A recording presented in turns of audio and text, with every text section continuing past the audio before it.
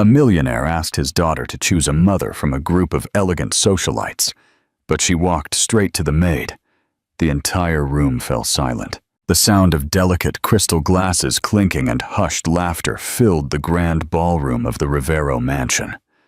Bohemian crystal chandeliers cast a golden light on the guests, creating an atmosphere that seemed plucked from a more refined era. Julian Rivero watched from the sidelines, critically assessing each of the women who had answered his call. All of them belonged to the high society of Chicago, heiresses, entrepreneurs, daughters of diplomats, all perfectly dressed, made up, and educated to fill the position that had been vacant for 3 years, when Eliza, his wife, died in a plane crash. "Are they all here to be my new mommy?" The voice of Valerie, his 8-year-old daughter, pulled him from his thoughts. Julian adjusted his blue silk tie, uncomfortable with the child's bluntness. He had tried to explain the situation more subtly, but Valerie had a disarming ability to reduce things to their essence. "They are guests at the charity gala, sweetie," he replied, evading a direct answer. "But yes, some of them could become part of our family in the future."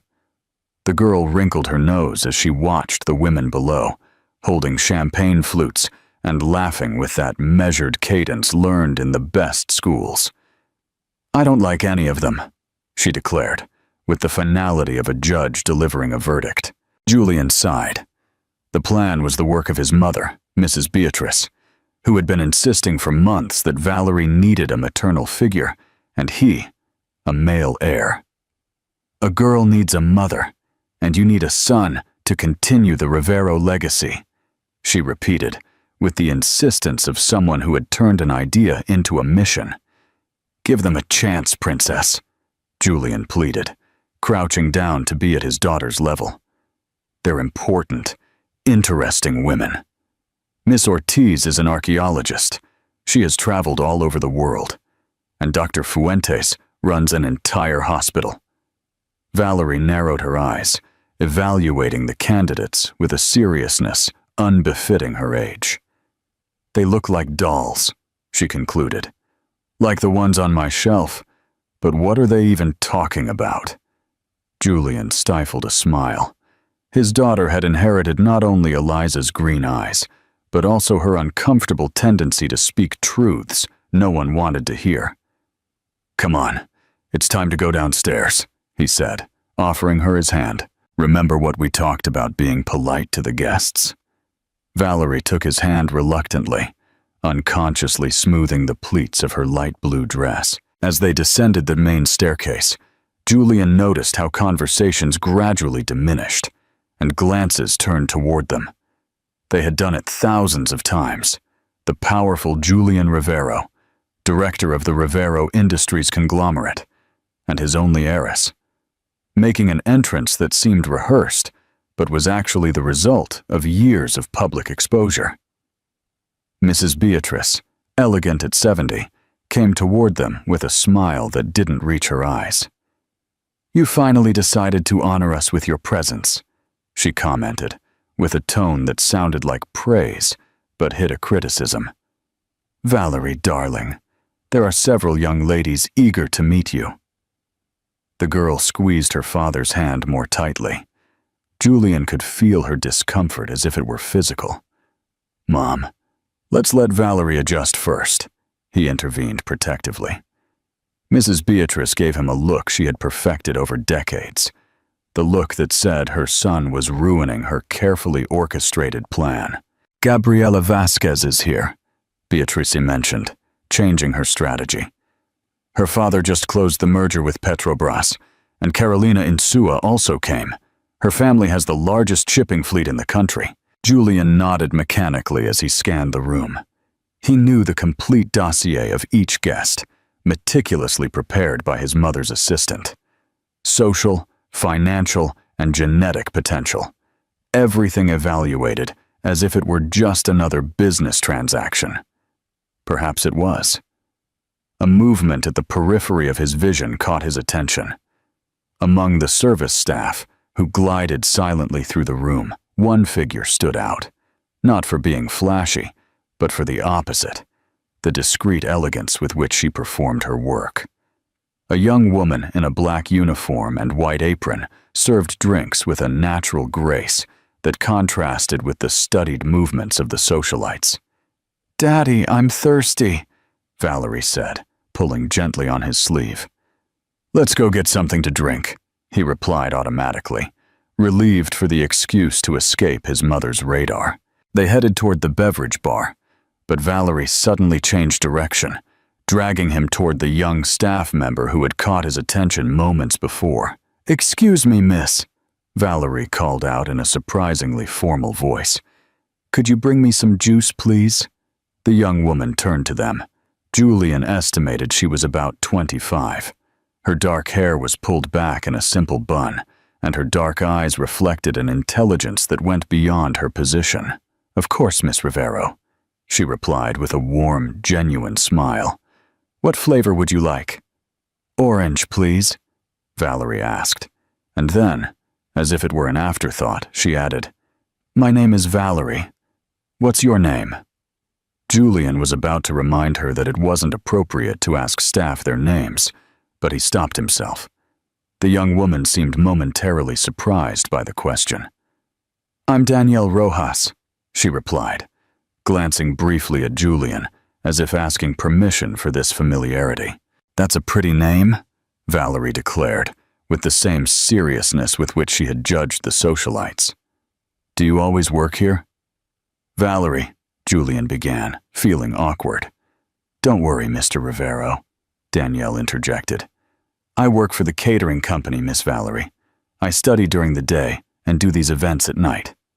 "What do you study?" the girl asked, evidently more interested in Danielle than in any of the potential stepmother candidates. "Medicine," she replied, and something in her voice changed, as if for a moment she forgot where she was. "I'm in my 4th year." Julian looked at her with renewed interest. It was not common to find medical students working as service staff at social events. "I'll go get your juice," Danielle said, resuming her role. "Would you like anything, Mr. Rivero?" "A whiskey, thank you," he replied automatically. As Danielle walked away, Valerie looked at her father with an expression he knew all too well. She had made a decision. "I like her," she declared firmly. "Who?" Julian asked, although he already knew the answer. "Danielle," Valerie replied, as if it were obvious. "She's not like the dolls over there. She has eyes that really see." Julian felt a shiver run down his spine. His daughter had an unsettling way of expressing exactly what he himself had noticed, the authenticity that emanated from Danielle, in contrast to the studied perfection of the guests. "She's service staff, sweetie," he explained in a low voice. "She's working. She's not a guest." "But you said I could choose," Valerie insisted with that relentless logic of children. "You didn't say it had to be from among the guests." Before Julian could respond, he felt a presence beside him. His mother had detected the private conversation and, like a precision missile, had headed straight for them. "Julian, darling," she said with a tense smile, "Miss Vasquez is asking for you. It's not polite to keep our guests waiting." Valerie squeezed her father's hand, a silent signal of her rejection of the plan.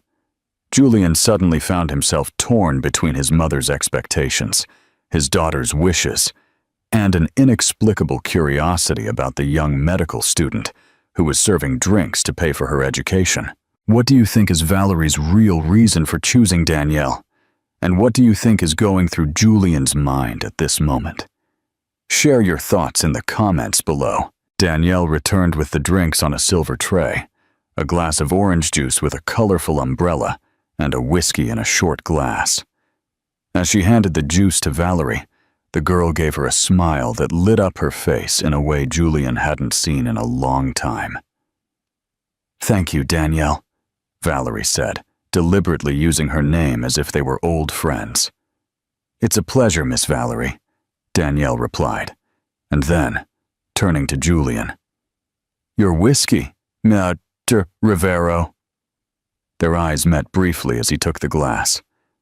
There was something in those dark eyes that unnerved Julian, a mixture of dignity and determination that didn't fit the submissive role expected of the service staff.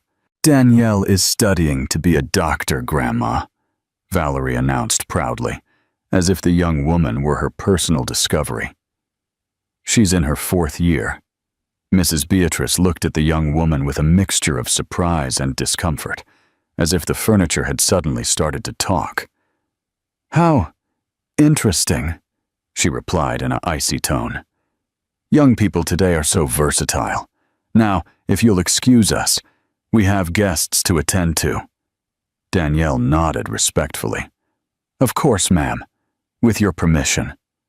As she walked away, Julian noticed his mother taking Valerie firmly by the arm. "It is not appropriate to engage in personal conversations with the staff, darling," she scolded in a low but firm voice. "Remember who you are." Valerie frowned, a replica of the expression Eliza used to show when something seemed unfair to her. "Daddy talks to everyone," the girl replied, looking at her father for support. Julian, caught between the social etiquette his mother defended and his daughter's simple logic, opted for a diplomatic solution. "Everyone deserves respect, sweetie," he said carefully. "But your grandmother is right that there is a time and place for every conversation. Now we should greet our guests." Valerie's expression made it clear that she was not convinced, but she allowed herself to be led toward the group of elegant women who were waiting to meet the Rivero heiress. Over the next half hour, Julian watched as his daughter displayed a mechanical courtesy, answering with monosyllables and smiles that didn't reach her eyes. It was obvious to him that none of the candidates sparked the slightest interest in Valerie. Miss Vasquez, a 30-year-old brunette in a dress that probably cost what some of his employees earned in a year, leaned toward Valerie with that condescension that some adults reserve for children. "Your dress is lovely, darling," she commented. "When I was little, I also loved light blue, although, of course, now I prefer more sophisticated colors." Valerie stared at her, as if assessing what a proper response would be. "Black is pretty," she finally said. "Like Danielle's uniform." Ms. Vasquez's smile froze for a moment. She shot a confused look at Julian, who quickly intervened.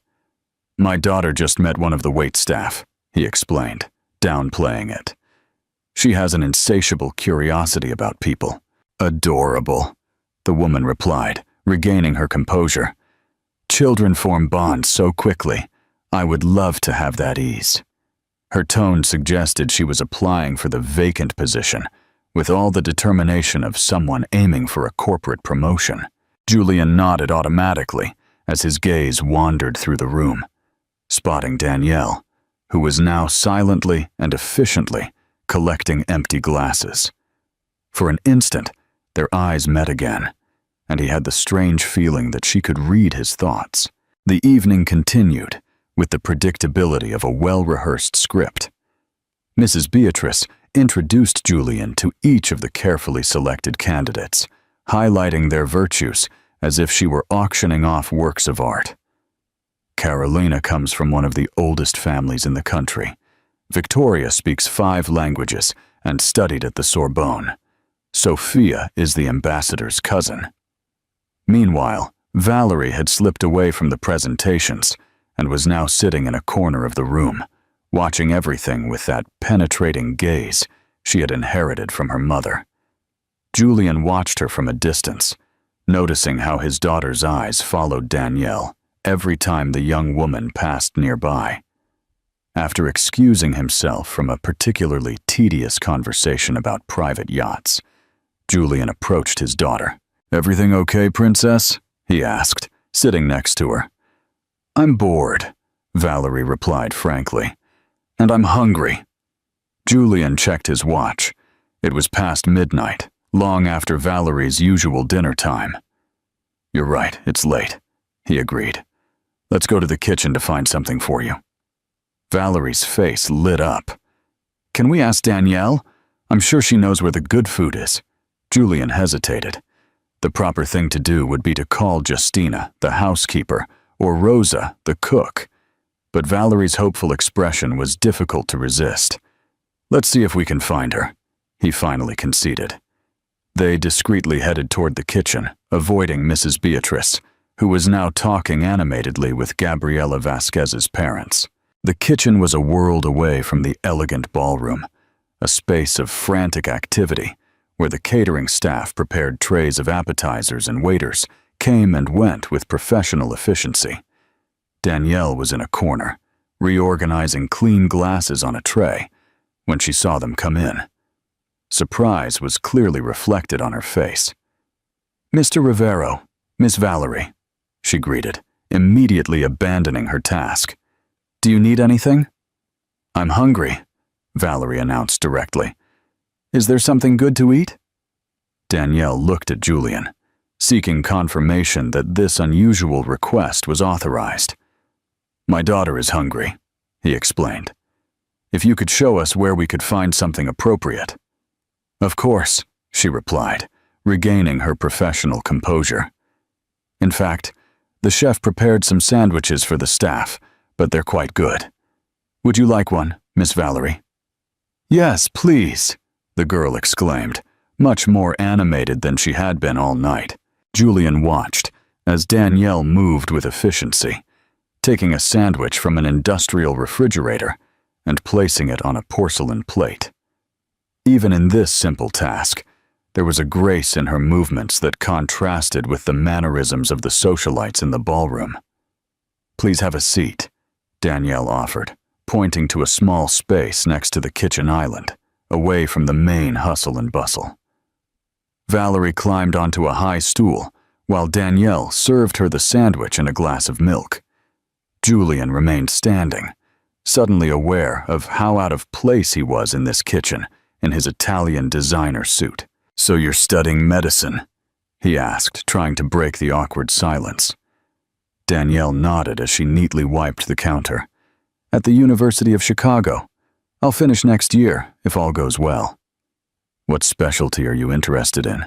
Julian continued, genuinely curious. "Pediatrics," she replied, and her eyes lit up in a way that completely transformed her face. "I've always felt a connection with children." Valerie, who had been devouring her sandwich, looked up. "Will you heal children like me?" "Exactly," Danielle smiled. "Brave and curious children like you." "My mom was a doctor too," Valerie said naturally, taking Julian by surprise. Valerie rarely mentioned Eliza spontaneously. "But not for children?" "For adults." "Oncologist," Julian specified automatically. "My wife was an oncologist." Something passed through Danielle's eyes, a shadow of recognition. "Dr. Eliza Mendoza," she said in a low voice. "Of course. She was a guest lecturer at our college. Her research on alternative therapies for terminal cancer is part of our curriculum." Julian felt a familiar tightness in his chest. The fact that Danielle knew Eliza's work, that she spoke of her with such professional respect, created an unexpected connection. "Did you know my mom?" Valerie asked with wide eyes. "Not personally," Danielle clarified gently. "But all medical students know her work. She was brilliant." Valerie nodded with childish pride, as if Danielle's confirmation validated something she had always known. "That's why we have to find someone special to replace her," the girl explained with the transparent logic of childhood. "But it can't be just anyone. It has to be someone Daddy likes, and someone I like too." Julian felt the heat rise to his cheeks.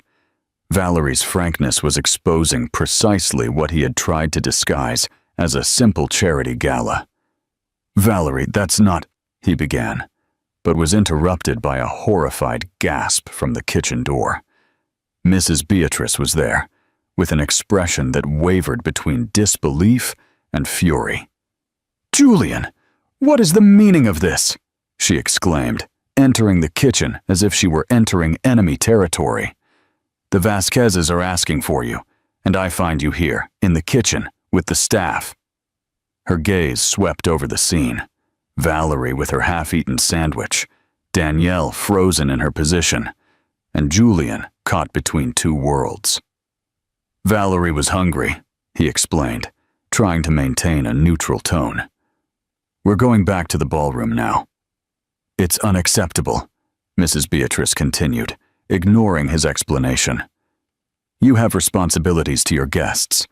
And you," she added, addressing Danielle coldly, "should know your place."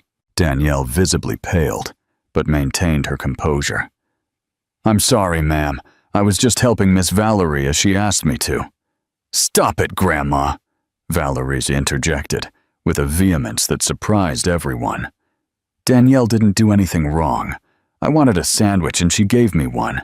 She's much nicer than all those ladies out there." A tense silence fell over the kitchen. Mrs. Beatrice looked as if she had been slapped. Julian watched his daughter with a mixture of pride and worry. At 8 years old, Valerie was showing a strength of character that he himself had lost somewhere along the way, bending to the expectations of his mother and society. What do you think is the real meaning behind Julian's daughter's actions? And do you think this unexpected connection with Danielle will change Julian's view on the kind of woman he is looking for? Share your thoughts in the comments below. Breakfast in the Rivero mansion was a tense, silent affair the next morning.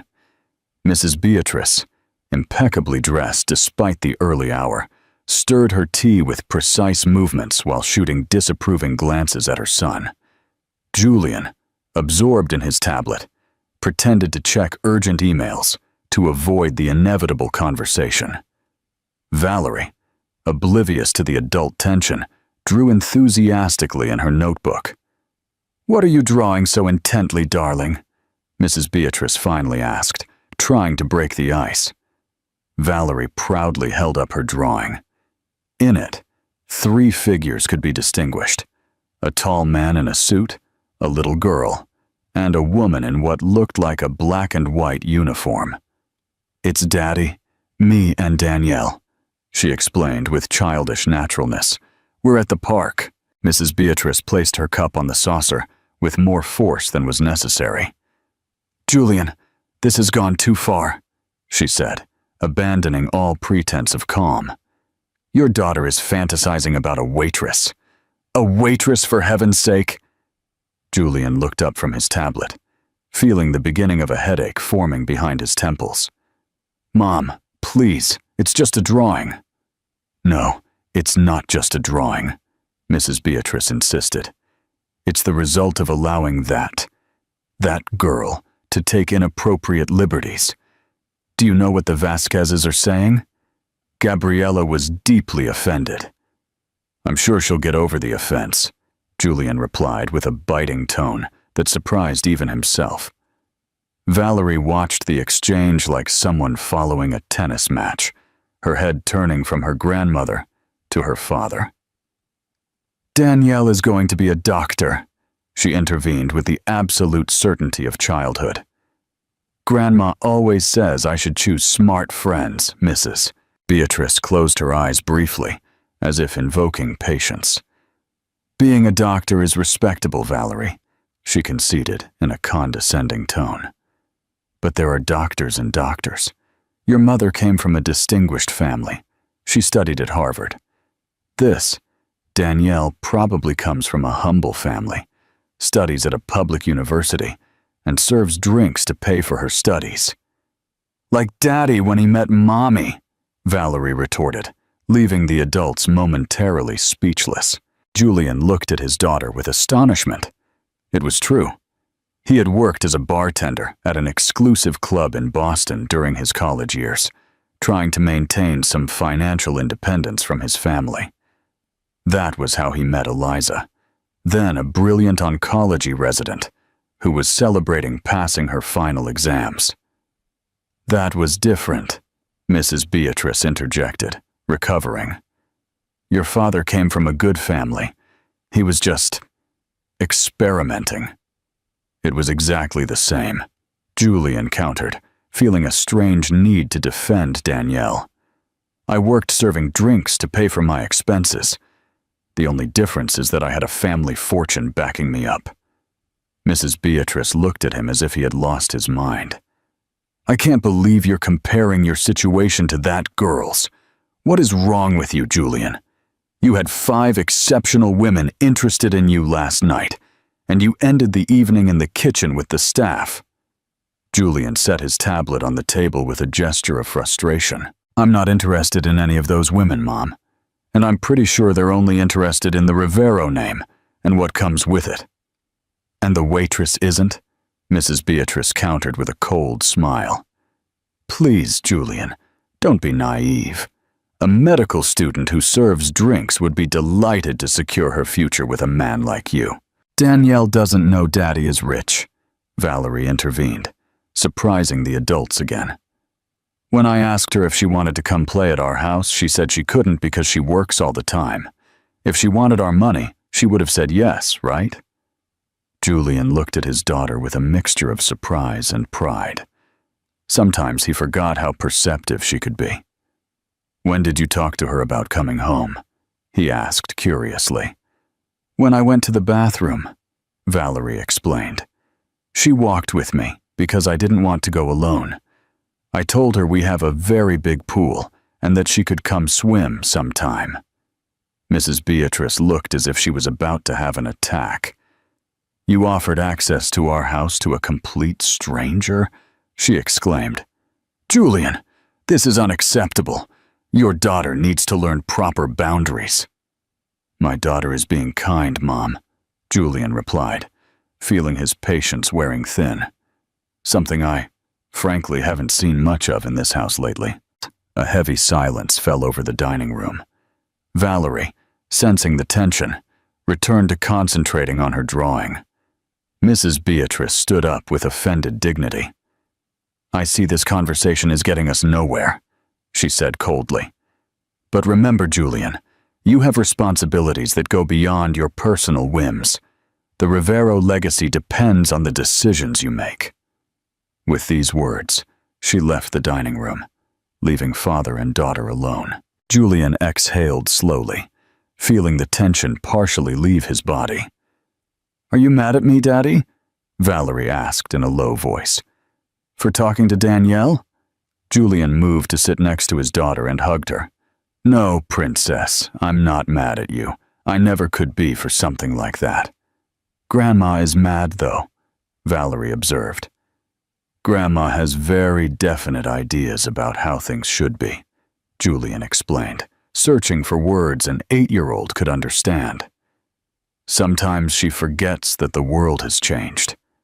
Valerie nodded seriously, as if she perfectly understood the complexities of adult relationships. Danielle reminded me of Mommy, she said after a moment. She doesn't look like her, but she has the same way of talking, like she's really listening to me. Julian felt a lump in his throat. It was exactly what he had also noticed. Your mom had that gift, he agreed. She could make anyone feel like the most important person in the world when she talked to them. Can we see Danielle again?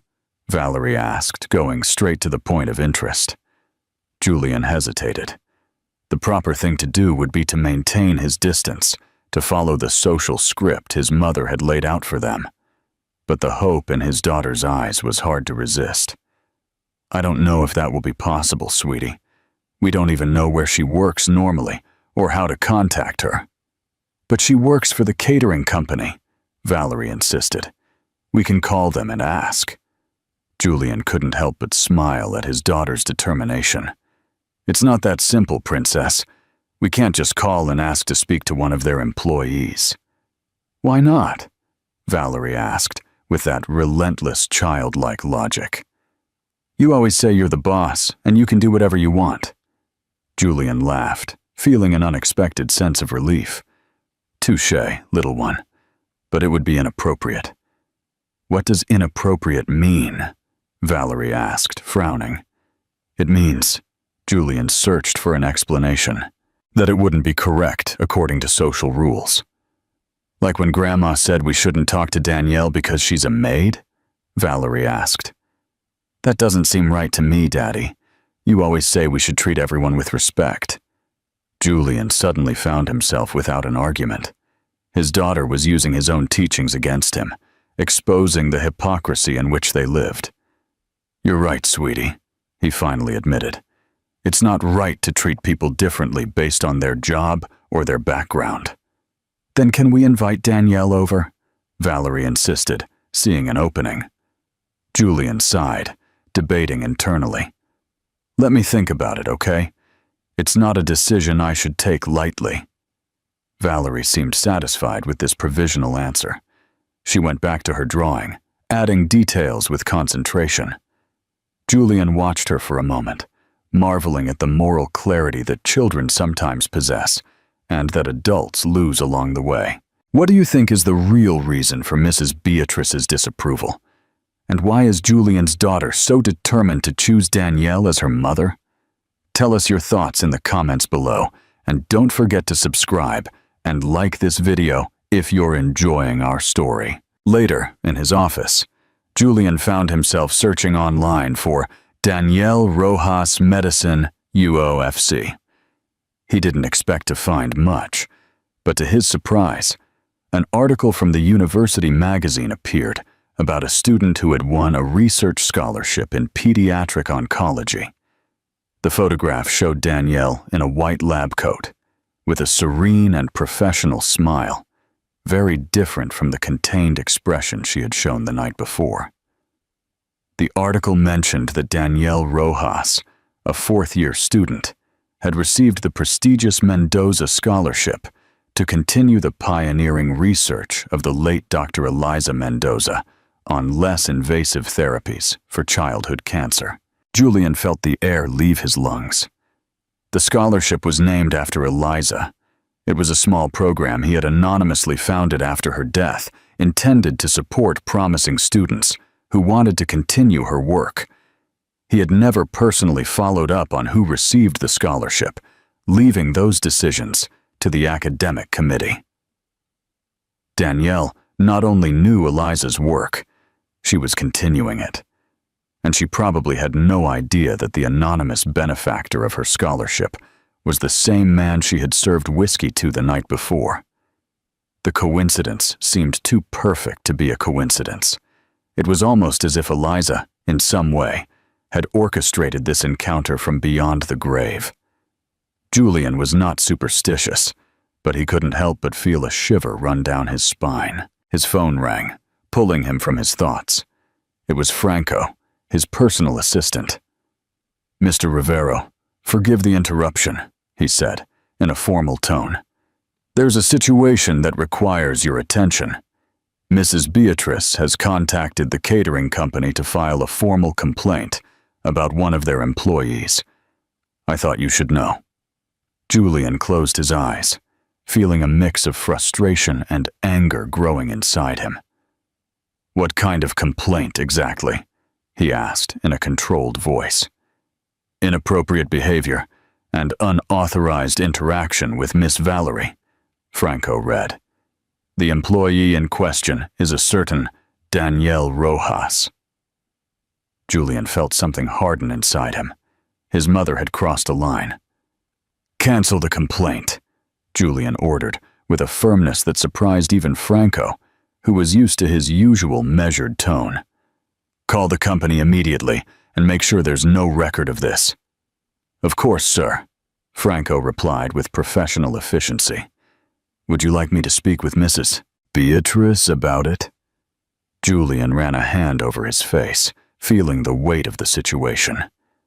No, I'll handle my mother. Could you discreetly find out how to contact Miss Rojas? Without arousing suspicion. There was a brief pause on the other end of the line, as if Franco was processing the unusual request. I should understand that this is a personal matter, sir. It's complicated, Julian admitted. But yes, it's personal. And Franco, keep this between us. As always, sir. I'll be in touch as soon as I have the information. Julian hung up and leaned back in his chair, contemplating the photograph of Danielle on the screen.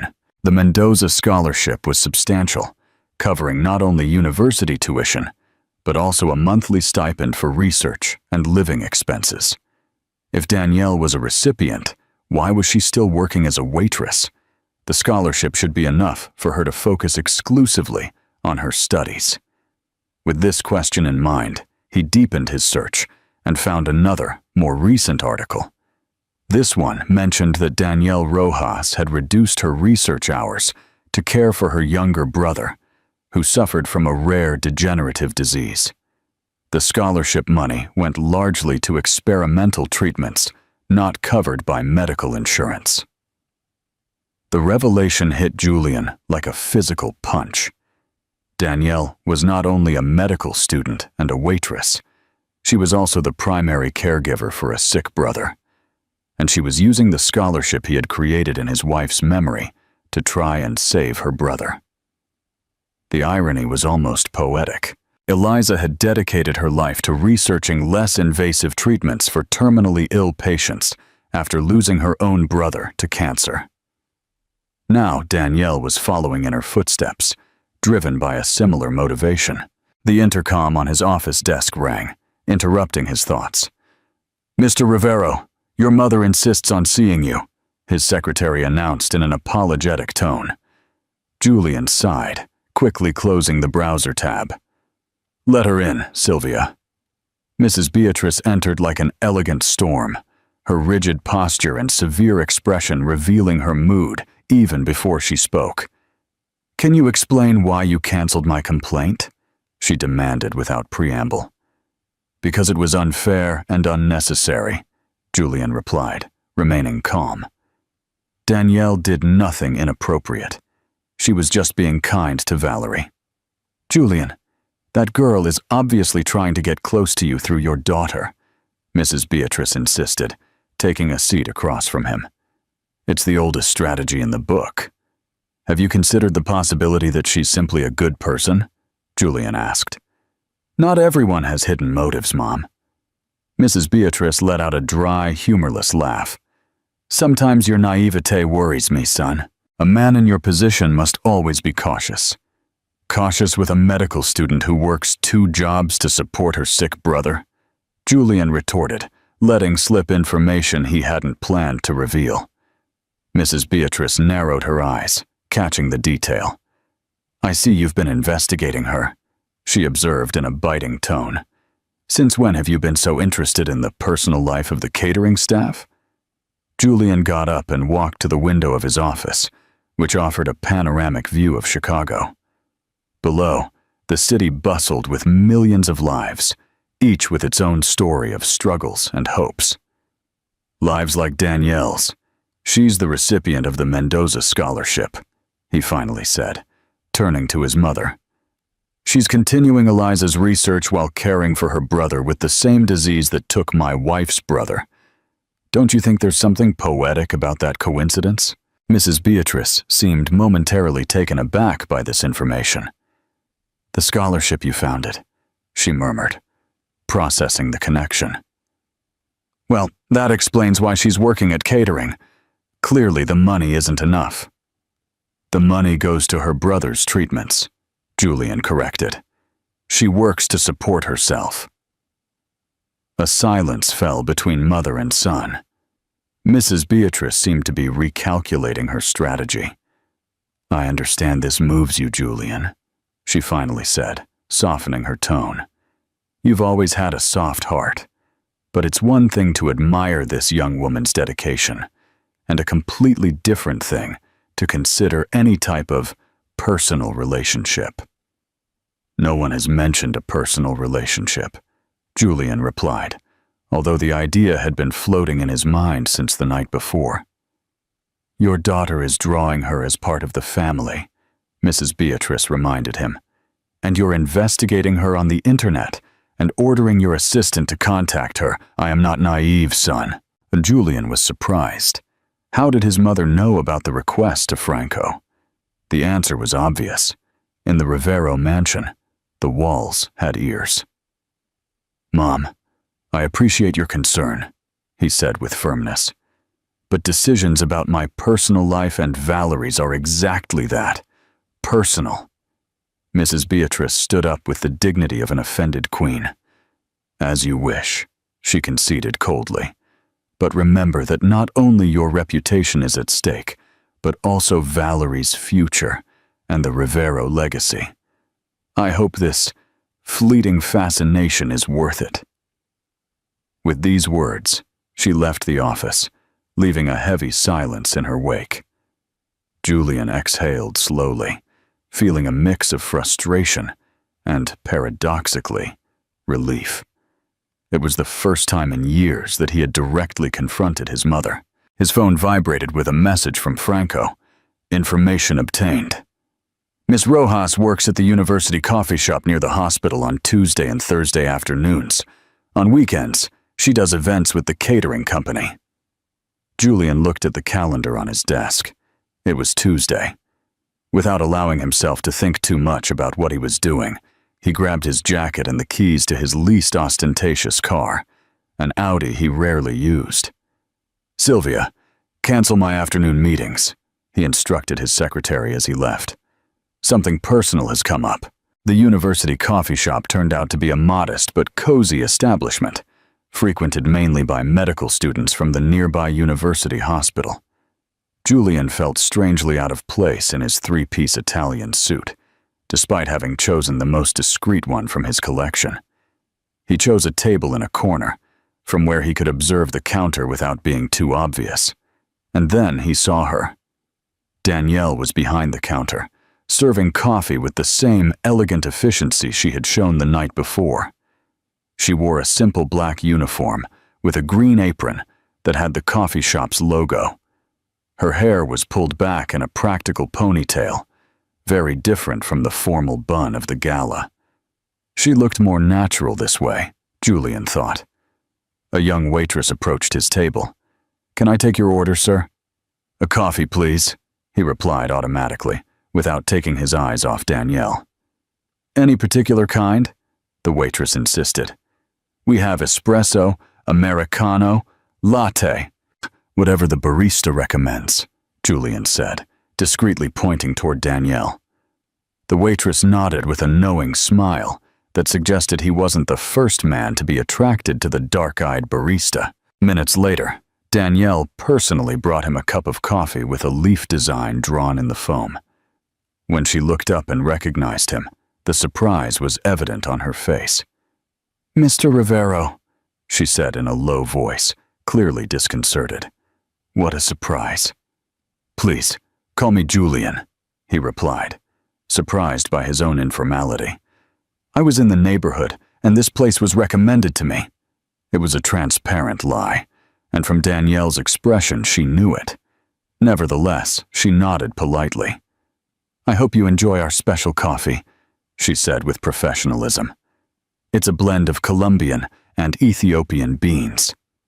"Please sit for a moment," Julian requested, pointing to the chair across from him. "If you're not too busy." Danielle glanced at the counter, where her colleague gave her a nod.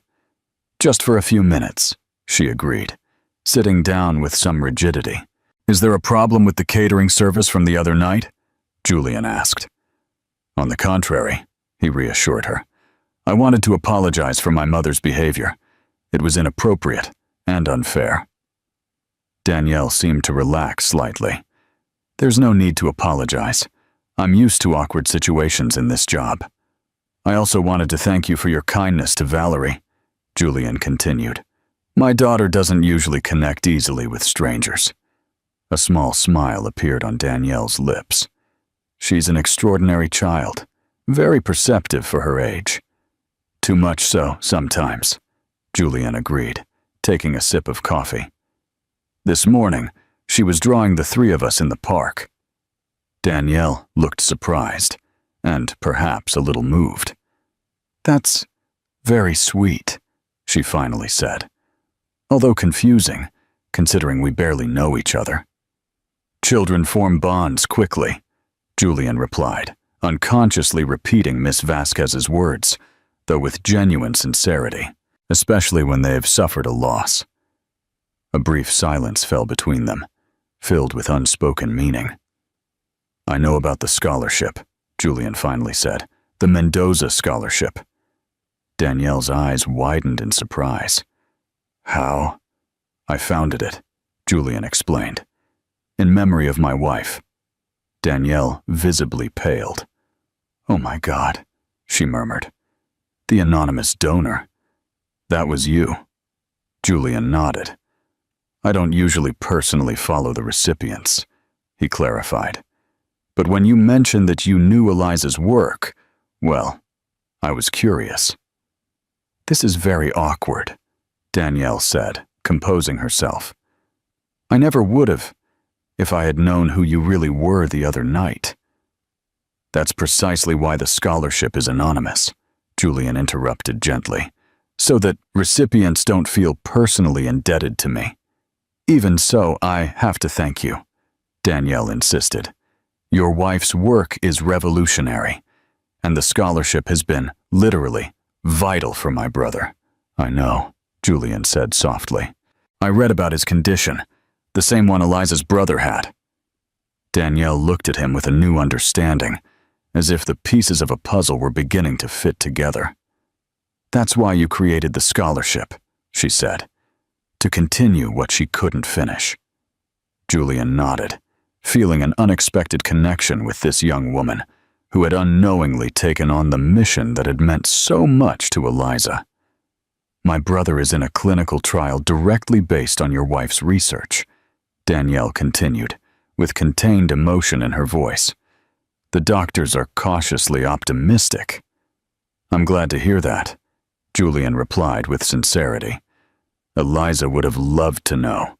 The clock on the wall struck 4, reminding them that the world was still turning outside their bubble of meaningful coincidences. "I have to get back to work," Danielle said, standing up. "My break is over." "Of course," Julian nodded. "Thank you for your time." As Danielle was about to walk away, Julian made an impulsive decision. "Valerie is right, you know," he said.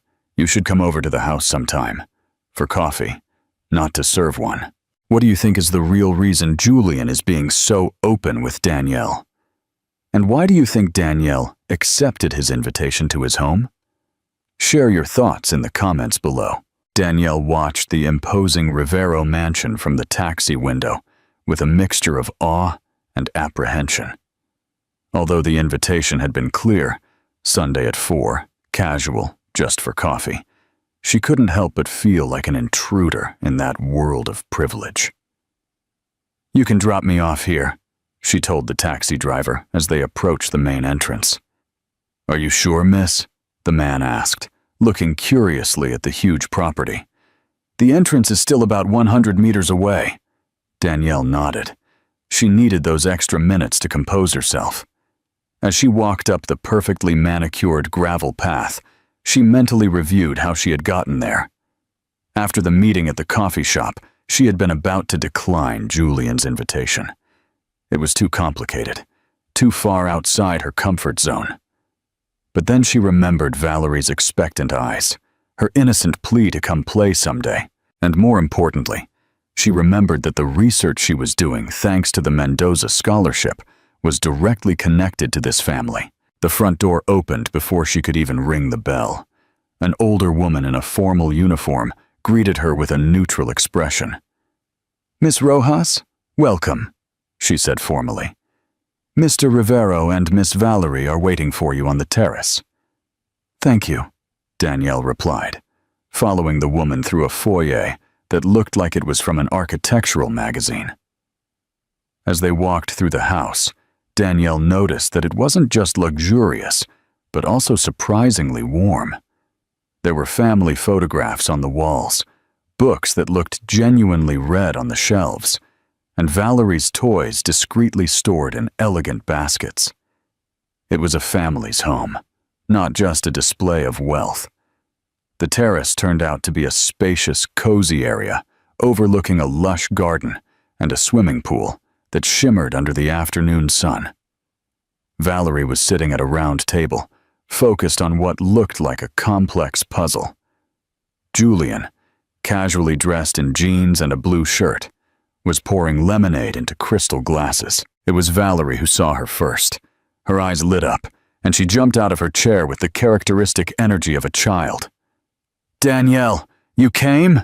she exclaimed, running toward her. "Daddy said you would come, but Grandma said it was unlikely." Danielle couldn't help but smile at the girl's bluntness. "Well, here I am," she replied, crouching down to her height. "Your dad invited me for coffee, remember? And to swim," Valerie added excitedly. "I told you you could come swim in our pool. Did you bring your swimsuit?" Julian intervened. "Valerie," he said, approaching with an apologetic smile. "Danielle came for coffee. Don't overwhelm her with additional plans as soon as she gets here." "But Daddy, it's hot," Valerie protested. "And you said we could swim afterward." Julian and Danielle exchanged an amused look over Valerie's head. "I didn't bring a swimsuit," Danielle clarified softly. "But maybe another time." "You can use one of Mommy's," Valerie suggested naturally, leaving a brief, awkward silence hanging in the air. Julian seemed momentarily speechless. Danielle intervened with tact. "I'd love to see that puzzle you were working on," she said, pointing to the table. "It looks very difficult." The strategy worked. Valerie took her hand and dragged her toward the table, momentarily forgetting the topic of the pool. "It's the solar system," she explained proudly. "It has 1,000 pieces, but I already did all the edges." "Impressive," Danielle replied with sincerity. "At your age, I could barely handle the 100-piece ones." Julian offered them lemonade, while Valerie explained her strategy for completing the puzzle in detail. There was a natural dynamic between the three of them that surprised Danielle. Despite coming from such different worlds, the conversation flowed with unexpected ease. After a few minutes, Justina, the housekeeper, appeared with a tray. "The coffee and cookies, sir," she announced, placing them on the table. "Thank you, Justina," Julian replied. "Valerie, why don't you go with Justina to get those astronomy books we wanted to show Danielle?" Valerie seemed to understand that this was a strategy for the adults to talk alone. With surprising maturity, she nodded and followed Justina into the house. When they were alone, a slightly uncomfortable silence settled between them. Danielle was the first to break it. "You have an extraordinary daughter," she said with sincerity. "She's incredibly perceptive." "Too much so sometimes," Julian agreed with a melancholic smile. "She's very much like her mother in that way." "May I ask how long ago?" Danielle began, unsure if it was appropriate. 3 years, Julian replied, understanding the incomplete question. "Pancreatic cancer. Very aggressive. By the time they detected it, it was already too late." Danielle nodded, understanding the cruel irony that a brilliant oncologist had succumbed to the same disease she fought. "I'm so sorry," she said simply. "Thank you," Julian replied. "And your brother? How is his treatment going?" The change of subject was clearly intentional, but Danielle appreciated it. Talking about her brother was easier than navigating the complex emotions that the situation was arousing. "He's responding well," she explained, brightening up. "The new protocol is showing promising results. The doctors are cautiously optimistic." "I'm glad to hear that," Julian said with sincerity. "How old is he?" 16, Danielle replied. "He's a genius with computers. He even hacks video games from his hospital bed for fun." Julian smiled, genuinely interested. "You must have a brilliant brother. It must be hard to balance your studies, work, and his care." "It is," Danielle admitted. "But I wouldn't change anything. Since our parents died, we're all we have." "Your parents?" Julian left the question hanging, with tact. "Car accident, 5 years ago," Danielle explained briefly. "I was 20. Thomas was 11. Since then, I've been his legal guardian. Julian looked at her with a mix of awe and admiration. So, while you were in college, you became a surrogate mother to a preteen. Basically, Danielle nodded with a small smile. It wasn't the life plan I had, but adapting is part of growing up, isn't it? You're extraordinary, Julian said with sincerity. Most people would have collapsed under that pressure. I'm not extraordinary, Danielle corrected, uncomfortable with the praise. I just did what was necessary, like millions of people do every day. Julian watched her with curiosity. He wasn't used to people who minimized their achievements instead of exaggerating them. In his world, everyone competed to impress, to prove their worth through accomplishments and possessions. The scholarship should be enough so you don't need to work, he commented, changing the subject slightly. Why are you still at the coffee shop and catering? Danielle seemed momentarily uncomfortable. The scholarship covers the research and part of Thomas's treatments, she explained. But there are expenses that aren't included. Rent, utilities, food, daily life. Besides, I like being independent. I respect that, Julian nodded, although you must be exhausted. Sometimes, Danielle admitted. But there are moments that make it all worth it. When a treatment works, when I publish a breakthrough in my research, when a girl chooses you over a room full of socialites, Julian added with a knowing smile. Danielle blushed slightly. About that, she began, unsure how to approach the topic. Valerie is adorable, but I think she may be confusing things. Her comment about your wife's swimsuit. I know, Julian sighed. Since my mother organized that ridiculous gala to find her a new mother, Valerie has been obsessed with the topic. And for some reason, she chose you. She barely knows me, Danielle pointed out gently. She knows you enough, Julian replied. Valerie has a radar for authenticity. All those women at the gala were playing a role, following a social script.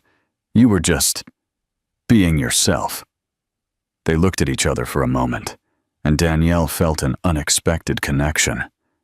There was something refreshing about Julian's direct honesty, so different from the image she had of men in his position. I found them. Valerie's enthusiastic voice broke the moment as she came running back with several books in her arms. Look, Danielle, these are my astronomy books. This one has real photographs taken by the Hubble telescope. The afternoon passed with surprising naturalness. They explored the astronomy books together, completed another section of the puzzle, and finally, at Valerie's insistence, took a walk in the garden so Danielle could see the collection of exotic plants Julian cultivated as a hobby. I never would have imagined you were an amateur botanist, Danielle commented as they admired a particularly rare orchid. It was Eliza who started this, Julian explained. She said I needed something to connect me with life, beyond offices and boardrooms. After her death, keeping her plants alive became a way of keeping her present. Valerie, who was walking ahead of them, suddenly turned around. Mom would have liked you, she declared with the absolute certainty of childhood. She also said that the most interesting people are the ones who do important things, not the ones who just talk about important things. Danielle felt a lump in her throat at the simple but profound observation. Before she could respond, the sound of a car approaching on the driveway caught her attention. Oh no, Julian murmured, recognizing the vehicle. It's my mother.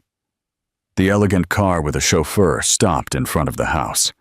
Mrs. Beatrice emerged with the studied grace of decades of practice, her sharp gaze immediately sweeping the garden until she located them. Her expression visibly hardened upon recognizing Danielle. I didn't know we would have visitors today, she commented as she approached, her falsely light tone contrasting with the tension in her eyes. Danielle came for coffee and to see my puzzle, Valerie explained cheerfully. apparently immune to her grandmother's coldness. And now Daddy is showing her the orchids.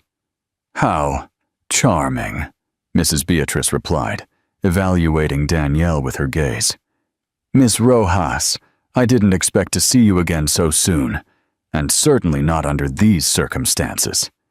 It was kind of Mr. Rivero to invite me, Danielle replied politely, refusing to be intimidated. Valerie wanted to show me her astronomy books. I see, Mrs. Beatrice said, with a smile that didn't reach her eyes. Julian, darling, could we talk for a moment? Privately. The tension in the air was palpable. Valerie looked from her grandmother to her father with concern. Julian placed a reassuring hand on his daughter's shoulder. Mom, we're in the middle of a visit, he replied with firmness. Whatever you need to tell me can wait. Mrs. Beatrice seemed momentarily surprised by the direct refusal. She wasn't used to her son contradicting her, especially in front of others. Of course, she conceded, with forced dignity. I wouldn't want to interrupt this educational encounter. I'll retire to my room then. With a final look full of meaning toward Danielle, Mrs. Beatrice headed toward the house. When she disappeared from view, Valerie let out an audible sigh. Grandma is mad again, she observed. She doesn't like that Danielle is here. Grandma has her own ideas about a lot of things, Julian replied diplomatically. But this is our house, and we decide who we invite. Danielle looked at her watch, aware that the situation had become awkward. I should go, she said softly. It's getting late, and I have a shift at the hospital tomorrow morning. Do you have to go? Valerie asked with disappointment. We didn't even finish the puzzle. We'll finish it another day, Danielle promised without thinking, surprising herself with the ease of the promise. Valerie's eyes lit up. So you'll come back? She asked hopefully. Danielle looked at Julian, looking for a sign. He nodded almost imperceptibly. If your dad agrees, I would love to come back, she replied with sincerity. You're always welcome here, Julian said, and there was something in his voice that suggested he was referring to much more than a simple social visit. As Julian accompanied her to the entrance where a taxi was waiting for her, discreetly called by the butler, Danielle realized that something fundamental had changed that afternoon. What had begun as an awkward visit motivated by curiosity and a certain sense of obligation had turned into something deeper, something that scared and attracted her at the same time. What do you think is the real meaning behind Valerie's words about her mother? And how will Mrs. Beatrice react to Julian's new, defiant attitude? And do you think this relationship can truly grow despite the opposition? Tell us your thoughts in the comments below, and subscribe to our channel for more exciting stories. 2 years later, the university hospital glowed under the spring sun of Chicago. In the main conference room, decorated with sober elegance, a crowd of doctors, researchers, and scientific personalities waited expectantly. An elegant banner announced, Inauguration of the Eliza Mendoza Center for Innovative Therapies. Danielle Rojas, now a doctor of medicine with a specialty in pediatric oncology, watched from the side of the stage as Julian Rivero addressed the audience. He wore a formal suit, but his expression overflowed with a genuine emotion that no social etiquette could contain. Exactly 10 years ago, Julian began, my wife, Eliza, started research that many considered impossible to find effective yet less invasive treatments for children with degenerative diseases. Today, thanks to the tireless work of researchers like Dr. Rojas, that impossible dream has become tangible hope for hundreds of families. From the front row, Valerie, now 10 years old, smiled proudly.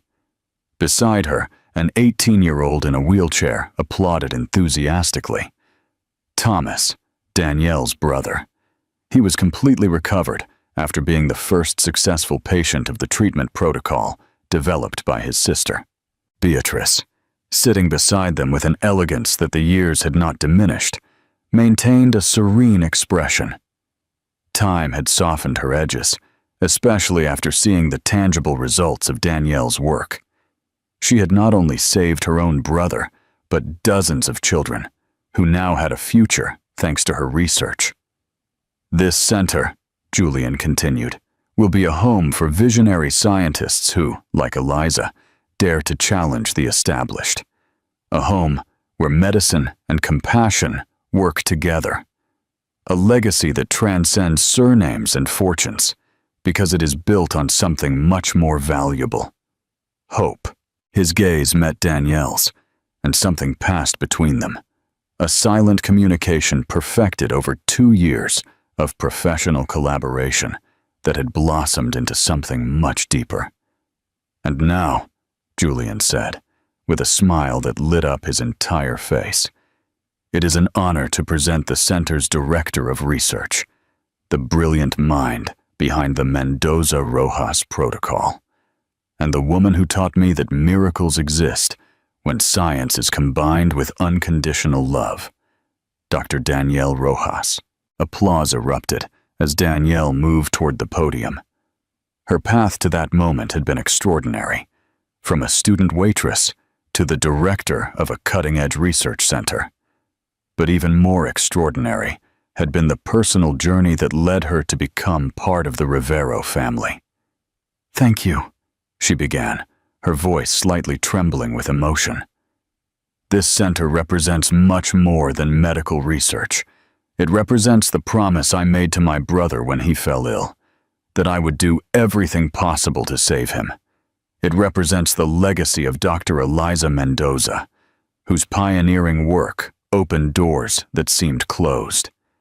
And it represents what can be achieved when people come together for a cause that transcends social or economic differences."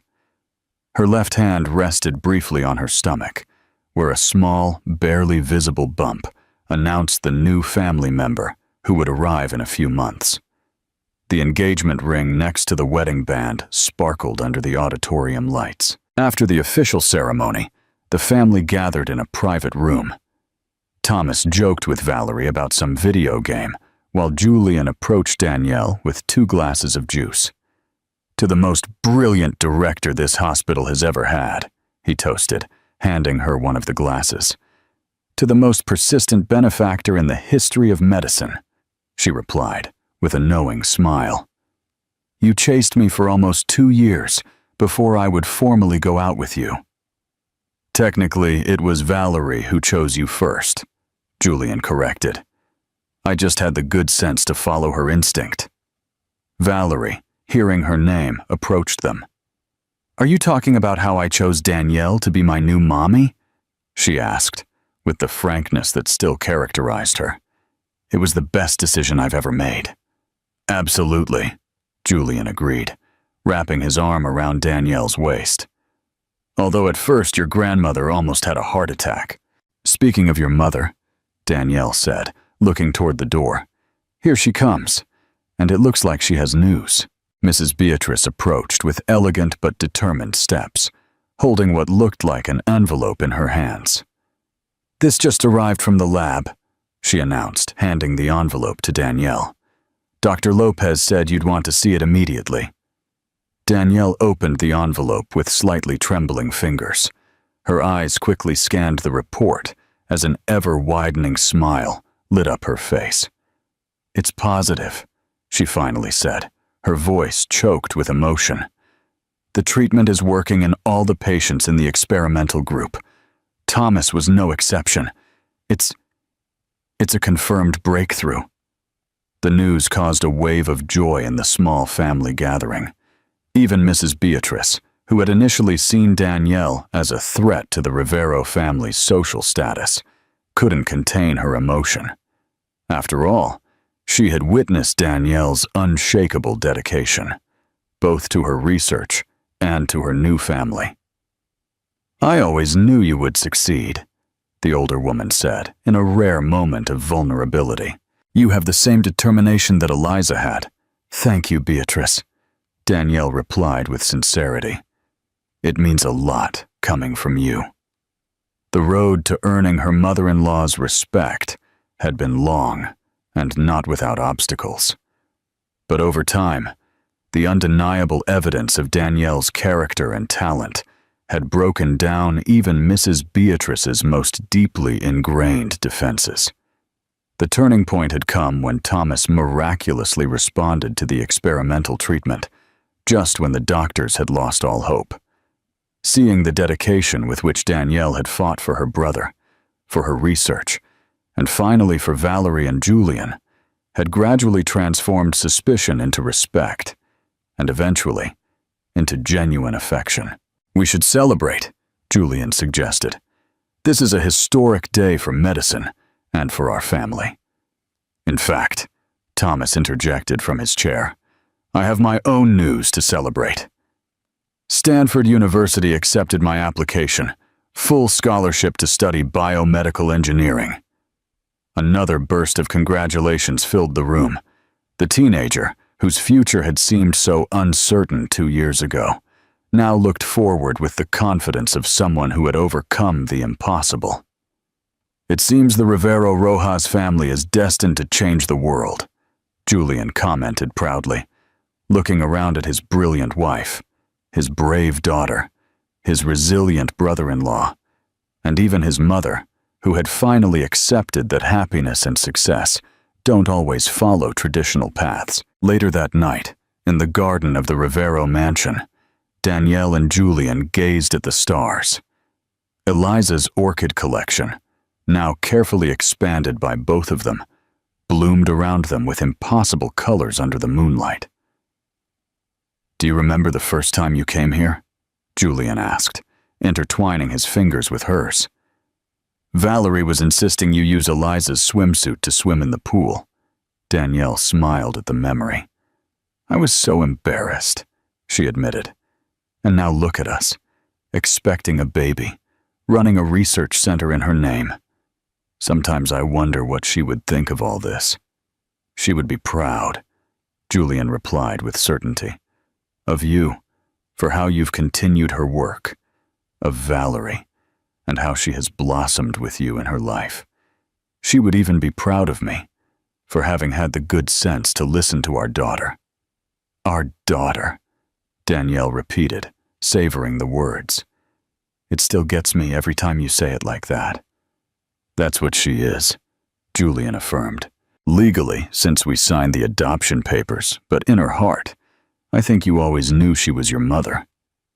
Since that first hug at the gala, Danielle recalled that moment, how she had walked Valerie to the bathroom, how the girl had innocently asked if she could come play someday, how she had felt an instant connection with the little girl. She never would have imagined then that that simple interaction would change the course of so many lives. You know what Valerie told me yesterday? Danielle commented. That she's excited to have a baby brother or sister, but she doesn't want the baby to think that she's not my real daughter. What did you tell her? Julian asked. I told her that love doesn't understand biology, Danielle said. That there are many ways to become a family, and that all of them are equally real. That sometimes, families are formed when a brave little girl decides that a waitress would be a good mother, and her father has the wisdom to listen to her. Julian smiled, remembering how his life had been completely changed by that gala that his mother had organized, with the purpose of finding a suitable socialite to become the new Mrs. Rivero. How far away they were now from those superficial concerns about last names, connections, and appearances. I have something for you, he said, taking a small box from his pocket. I was going to wait until our anniversary, but Danielle opened the box to find a delicate necklace with a pendant that contained a tiny orchid preserved in resin. It's one of the first orchids Eliza ever cultivated, Julian explained. I thought it perfectly symbolized how the past and the present can coexist, nurturing each other. Like your research continued her work, how your love has continued her legacy with Valerie. Danielle, with tears in her eyes, allowed Julian to place the necklace around her neck. "It's perfect," she murmured, gently touching the pendant. "Like our imperfect and beautiful family." From her bedroom window, Valerie watched her parents in the garden. Her child's intuition had been right from the beginning. Among all the elegant and sophisticated women at that gala, only Danielle had the authenticity and heart that her family needed. Only she had seen through the wealth and status, straight to the pain and loneliness that lay behind it. The girl smiled, drawing in her notebook of family. A tall man, a woman in a doctor's coat, a little girl, a teenager in a wheelchair, an elegant grandmother, and a small baby among them all. Below, in her careful handwriting, she wrote, "My family. Not the one they gave me, but the one we found together." Outside, under the stars, Danielle and Julian sealed with a kiss the promise of a future built not on social expectations or conventions, but on something much more solid: authentic love, mutual respect, and the infallible instinct of a little girl who saw what the adults could not. What do you think is the most important lesson from this story? And do you believe that a family can truly be built on love and instinct alone? Leave your thoughts and comments below, subscribe to our channel, and like this video if you were touched by Julian and Danielle's story. Until the next story, and remember, never lose hope. Love always finds a way.